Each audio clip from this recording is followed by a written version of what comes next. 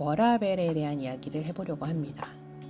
돈 많이 주는 회사, 그리고 돈은 적당히 주지만 정시에 퇴근을 시켜주는 회사, 여러분의 선택은 어떤 회사인가요? 통계에 따르면 구직자 중 36%가 연봉을, 41%는 워라밸을 기준으로 직장을 선택한다고 나왔습니다. 직원 10명 중에 9명이 회사 복지가 올라가면 삶의 만족도도 올라간다고 대답을 했어요. 코로나 이후에 집에 있는 시간이 많아졌잖아요. 신체적인, 정신적인 안전함이 중요하다는 걸 깨달았고, 개인 시간을 보내는 거, 가족과 시간을 보내는 것이 소중하다는 것을 깨달았습니다. 그 깨달음으로 많은 회사들이 코로나가 끝났음에도 재택근무를 직원들에게 허용하고 있습니다. 아닌 회사들에게 이 얘기를 드리고 싶어요. 워라밸이 삶에 미치는 4가지 영향. 첫 번째는 정신건강입니다. 워라밸이 지켜지지 않는다는 건 업무 시간이 없다는 거예요. 업무 시간이 지켜지지 않는 것이 회사의 이유만은 아닐 수 있습니다. 회사가 감당할 수 없는 업무량을 주는 상황일 수도 있지만 개인이 완벽주의를 지키기 위해서 멈추지 못하고 하는 것일 수도 있어요. 이 부분은 확실하게 할 필요가 있지만, 만약에 개인은 퇴근하고 싶은데 회사에서 눈치를 주거나 업무를 주는 것이라면 회사가 워라밸을 무시하는 것이죠.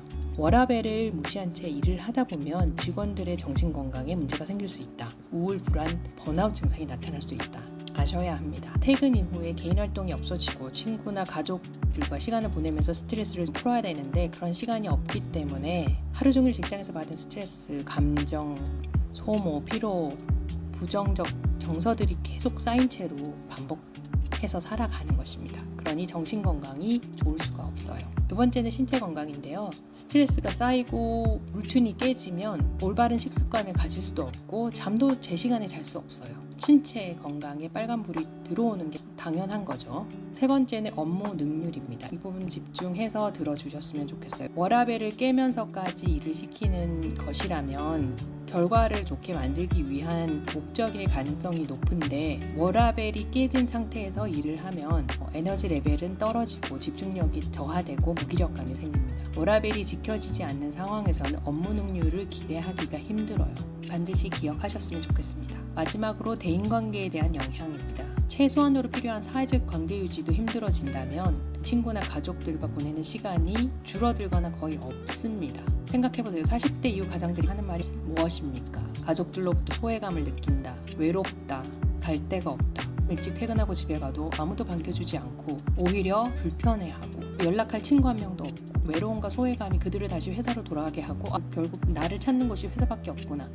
회사는 이것을 좋게 생각하시면 안 됩니다. 그들이 정신적, 신체적 건강이 떨어진 상태에서 업무 능률도 저하된 상태에서 일을 계속하는 것이에요. 좋은 결과를 기대하기가 힘듭니다. 회사의 성장을 위해서는 오랜 시간 근무하는 직원이 아니라 주어진 시간에 효율적으로 일하는 직원이 필요합니다. 워라밸을 지킬 때만이 가능할 수 있어요. 정신건강, 신체건강이 올바른 상태에서 업무 능률이 올라가고 대인관계에서도 갈등이 없는 상황에서 직원들은 더 집중할 수 있습니다. 감사합니다. 마인델로였습니다.